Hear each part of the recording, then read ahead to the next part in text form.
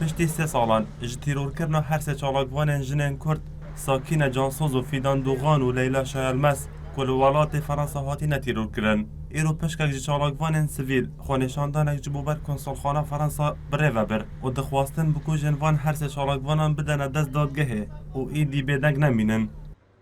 لە سێمین ساڵوەگەڕی تیرۆرکردنی هەر سێژنە تێکۆشەری کورد ساکینە جانسز فیدان دۆغان لەیلە شایلەمس ئەو سێژنە قارەمانە بە ڕێزە بەبیردێنینەوە بۆ بنیادنانی داهاتوویەکی ئازاد بەڵێنی بەهێزکردنی تێکۆشانمان دەدەین 3 ساڵ لەمەروبەر لەسەر تیرۆرکردنی ئەو سێژنە تێپەڕ دەبێت بەڵام تا ئێستا بکەرانی ئەم کارە قێزەونە سزانە دراون و دادگاش ڕوونکردنەوەی تەواوی نەداوە بەڵام گەلی کورد باش دەزانێت کە بکەران چێت Çalakvanan sê daxwazî nivîsîne û ji konsolxana Fransa dixwazin bersiva wan her sê daxuyaniyên wan bidin.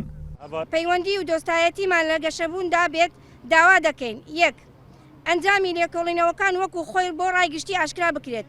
2. چیتر پشتیوانی دەوڵەتی تورکیا نەکرێت لە شاردنەوەی ڕاستیەکان چونکە پشتیوانیکردنی تورکیا پشتیوانیکردنە لە تیرۆر و پشتیوانی تیرۆریستانە. 3. دۆسیەکە بگوازرێتەوە بۆ دادگای نێودەوڵەتی و تەواوی بەڵگەکان بخرێنە بەردەم دادگا و قۆناغ بە قۆناغ لێکۆڵینەوەکان بۆ ڕای گشتی گۆلەکەمان ئاشکرا بکرێت. ئومێدەوارین داخوازیەکەمان بگاتە جێگای خۆی.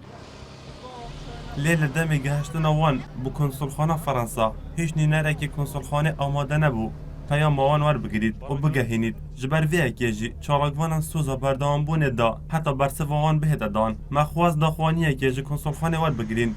Lê kesek ji wan amade nebû çi daxuyaniyan bidet. چەند دقەیەک لەمەوە پێش توینە ژوورەوە لەگەڵ قوسخانەی فەرەنسا کە دوای 3 ڕۆژی ئێمە مەوعیدمان هەبوو لەگەڵیان پەیوەندیمان پێوە کرد و موافقەماوە کرد کە بچین لە ژوورێ نوێنەریان ببینین بەڵام بەداخەوە ئێستا کە توینە ژوورێ لە پرزگەکە جوابیان داینەوە گوتی جوابێکمان وەرنەگرت و لەوان و دەتوانن بەس ئەو نامەیە لە پرزگەکە دارێن و بڕۆن خوا حافیزتان بیتن ئێمە نامەیەکمان پێبوو لە 3 خاڵ پێکات بوو کە خوێنمانەوەش بۆ ڕاگەاندەکان نەردەوام دەبین ئەگەر ئەو ڕۆژ بڕۆینەوە بەیانی دووبارە دێینەوە 3 بارە دێینەوە چونکە ئێمە داوای مافێکی مرۆڤایەتی دەکەین لەسەر کوشتنی 3 ژن.